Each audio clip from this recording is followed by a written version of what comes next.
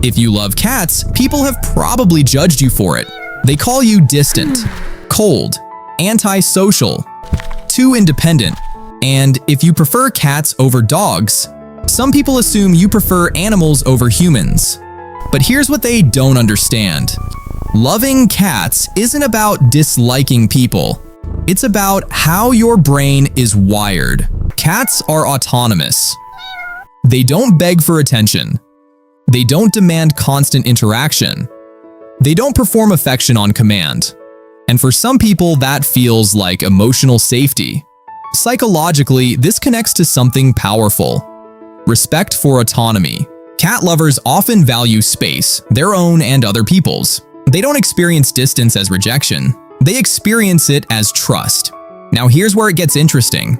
Cats communicate in micro-signals: a slow blink, a subtle tail movement, a slight shift in posture. You don't control a cat. You observe it. And people who love cats are often highly observant. They read nuance.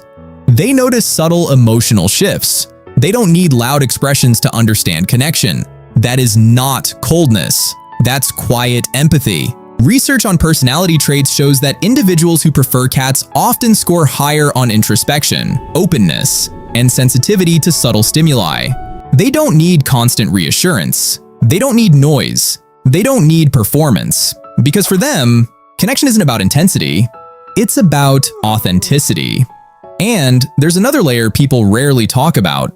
For someone who has experienced emotional pressure, boundary violations, or relationships where affection felt overwhelming, a cat feels different. A cat doesn't invade. It doesn't manipulate. If it sits next to you, it chooses to. That kind of voluntary closeness can feel incredibly healing. Now, let's break a myth. Loving cats does not mean you don't love people. It often means you value emotional honesty, personal space, calm environments, relationships without control. Cat lovers are not antisocial. They're selective. They don't withdraw from connection. They choose the kind that feels real. And here's the part that triggers people. Dogs offer unconditional enthusiasm. Cats offer conditional trust. And some personalities don't crave applause. They crave depth. So if someone ever told you that loving cats makes you cold, look closer. You might simply be someone who prefers freedom over dependency, subtlety over noise, choice over obligation. That's not emotional distance. That's emotional discernment. If this sounds like you, you're not strange. You're not antisocial. You might just experience connection in a quieter, more psychologically complex way. And that's not a flaw. That's wiring. If this resonated, subscribe. Because psychology isn't about stereotypes.